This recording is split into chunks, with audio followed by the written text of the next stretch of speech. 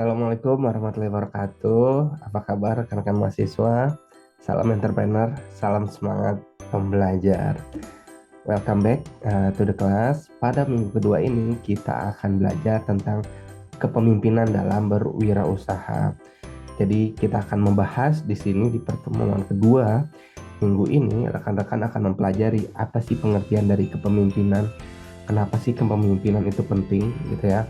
Jadi kan banyak definisi tentang kepemimpinan, tapi mungkin secara umum, secara general kita bisa mengetahui kepemimpinan itu adalah kemampuan seseorang untuk mengajak orang lain atau mempengaruhi orang lain untuk melakukan kegiatan sesuai dengan tujuan dari organisasinya, sesuai dengan goals, sesuai apa yang diharapkan atau ditargetkan oleh perusahaannya.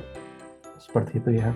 Nah, dengan kepemimpinan terdapat beberapa tipe atau gaya pemimpinan yang dijabarkan oleh George R. Terry pada tahun 1997, yaitu yang pertama gaya kepemimpinan diktator, lalu yang kedua gaya kepemimpinan partisipasi, yang ketiga adalah gaya kepemimpinan delegasi, yang keempat adalah gaya kepemimpinan konsiderasi gitu ya. Nah, itu semua kita bahas, lalu juga akan ada pembahasan tentang otorisasi tugas kepemimpinan dalam berwirausaha.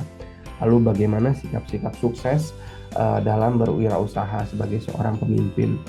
Dan apa sih pentingnya kita untuk mempunyai jiwa kepemimpinan ketika kita menjadi seorang entrepreneurship. Nah, yang terakhir juga penting kita bahas bagaimana seorang pemimpin mengambil keputusan dalam berwirausaha. Saya rangkum ya. Yang pertama itu dalam kepemimpinan itu ada kita harus membuat suatu keputusan. Nah, pengambilan keputusan itu yang pertama kita harus singkirkan rasa takut atau salah, gitu ya. Yang kedua, identifikasi permasalahan yang terjadi. Masalahnya apa? Kita harus jelas.